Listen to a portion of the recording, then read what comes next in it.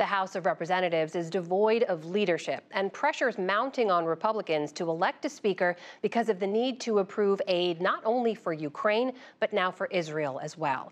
Here to break down the stakes are Amy Walter of the Cook Political Report with Amy Walter and Tamara Keith of NPR. Great to see you both. Thanks for being here. So there's still no full-time Speaker of the House, but the two declared candidates so far, Representatives Jim Jordan and Steve Scalise, have expressed solidarity with Israel, pledged their support after that brutal attack by Hamas.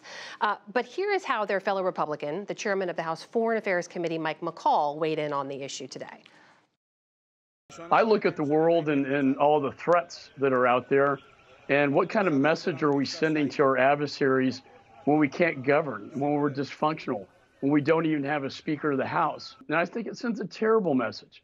Amy, that was Congressman McCaul yesterday. Does any of this change the urgency of their need to elect a new Speaker? In theory, yes. And in theory, they could also get this done this week. They can, and they are planning on having a vote by Wednesday or Thursday for a Speaker.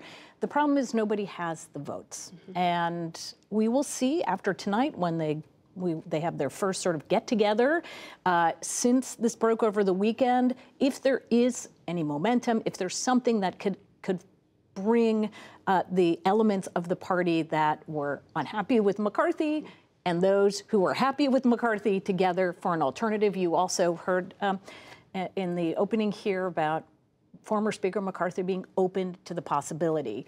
The reality, though, for the Speaker election has much more in terms of what the members are focusing on. It's much less about what it's sending to the world, the message it's sending to the rest of the world, or the impact even on aid to Israel. It's much more about the immediate, including what it means for funding of the government, which we know is going to run out in November, and the rules for how another speaker could be ousted. That's where their focus is right now. Tam, how are you looking at this? Right, so former Speaker McCarthy stepped into the vacuum of leadership today, held a press conference at the Capitol, gave a 5-point plan on Israel, and then said, you know, like, the majority of Republicans wanted me to continue to be Speaker. So you almost can add him to the other two candidates.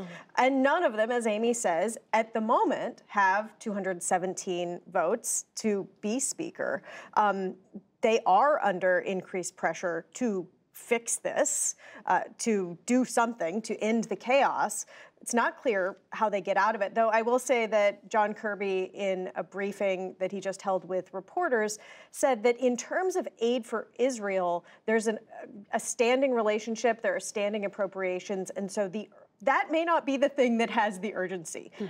Getting intelligence briefings to the leader of the House, now that's something that has some urgency. What about aid for Ukraine? Is there any information on that? Well, the situation with aid for Ukraine, it's not clear how this will affect that. The White House is still trying to figure that out.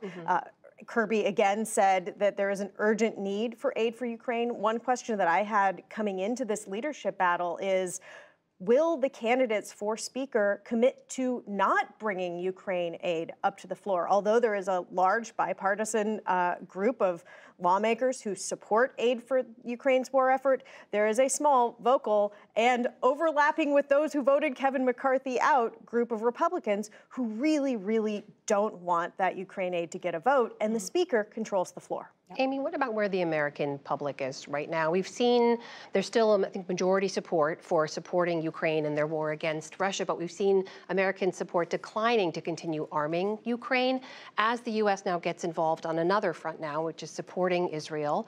Where's the American public on that? Well, I think there will be an initial rallying around Israel, and this is a very special relationship that America and many Americans have with Israel. So I think that will be where we are initially. But for the public, what's happening overseas is really something that they don't see as affecting their day-to-day lives. And especially when it comes to politics, they are much more interested in what's happening domestically. When what's happening overseas impacts them domestically, that's when we start to see the engagement, like you were talking about with the back in the 2008-9, the really overwhelming frustration with the dragged-out war in Afghanistan and Iraq. we're not at that point right now, but certainly what you see for a Republican Party is very much divided on the question of Ukrainian aid. And maybe that's not a good way to say it, though. I don't know that they're that divided. I do think that the majority of Republicans on Capitol Hill, elected officials, want to see more aid going to Ukraine. But there's a strong enough faction that is stopping that, and that includes some members of the Republican Party who are running for president. Tam, you heard John Kirby tell Jeff earlier, he's very optimistic, feels very good that the White House and the administration is prepared to handle all of these multiple fronts, right? The war in Ukraine, countering China, and now supporting Israel. But what is your reporting show? Do they have both the political capital and the consensus to do all that? You know, what's fascinating is President Biden last week announced that he was going to give a major address on Ukraine to try to make the case to the American people that this is something that they should still care about and should still be invested in. Now, he may have to give a major address on Israel and Ukraine. And, you know, as I was looking into sort of the approach to that speech, I talked to a number of allies of the White House who said that, you know, President Biden hadn't really made the case to the American people. Like he had sort of been quiet on Ukraine for a domestic audience, and that was a mistake. Well, now you have yet another front here. One thing that is important to point out, a big difference between Iraq and Afghanistan, is there are not U.S. boots on the ground. Right. And that is a very big difference, and something that the White House hasn't exactly driven home as part of their. But this is the battle. We're going to see these lines drawn up, theoretically, if we have a Trump and Biden rematch between an America First and America's place is as a global leader. Now, this is also something that's dividing the Republican presidential primary. This is the case that Nikki Haley makes, saying we have to be as strong as we are in Ukraine, as we are in Israel, as we are in China.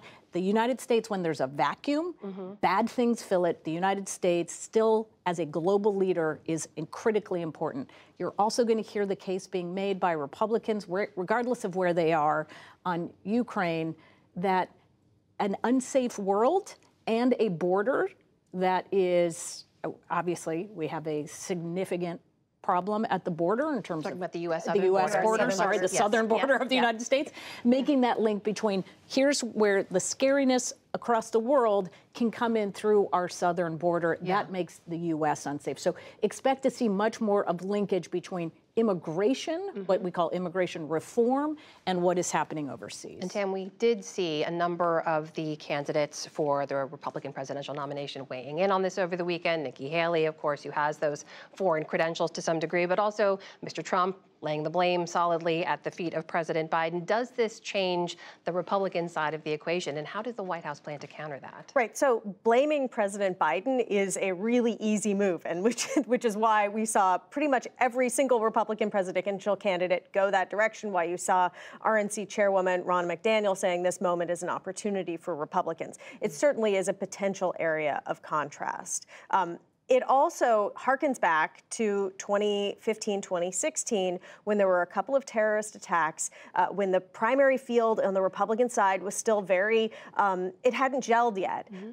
Former President Trump came out in a very strong way, calling for a Muslim ban, things that seemed anathema to many Americans, but really helped cement his lead in the Republican primary. And so now we're back in a moment where he's making much of the same rhetorical case. We're seeing him say some of those same things this year as well. Tam Keith and Amy Walter, always good to see you both. Thank you so much. You're welcome.